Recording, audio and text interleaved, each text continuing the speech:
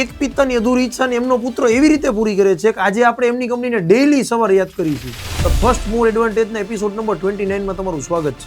1800ની આસપાસ જ્યારે dental hygiene માટે વાત કરી તો એના ક્લિનિક માટે 2-3 વસ્તુ જ અવેલેબલ હતી. પાવડર થઈ ગયું, સૌથી ફેમસ દાંતણ.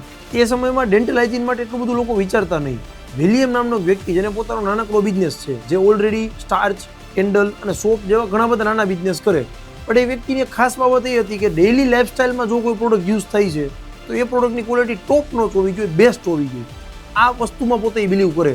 એટલે એને વિચાર આવ્યો ઓરલ હાઇજીનને લઈને કંઈક પ્રોડક્ટ બનાવવું જે બેસ્ટ હોય. લોકો ઘણી બધી વસ્તુ નવી ટ્રાય કરે છે. સેમ બિઝનેસને એમનો સન જોઈન કરે છે. બટ અનફોર્ચ્યુનેટલી 1857માં વિલિયમનું મોત થાય છે. આગળથી એમનો પુત્ર કંપનીને કન્ટિન્યુ કરે છે. 1873માં એ પોતે ઓરલ હાઇજીન માટે એક ટૂથપેસ્ટ લોન્ચ કરે છે.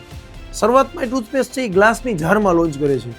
23 વર્ષ સુધી કન્ટિન્યુ એ ગ્લાસ જારમાં એ ટૂથપેસ્ટનું માર્કેટિંગ કરે છે. બટ એમાં પણ અમુક ઇસ્યુઝ એમની સામે 23 વર્ષ પછી ધ્યાનમાં આવે છે, હાઇજીનને લઈને અને ક્વોન્ટિટીને લઈને.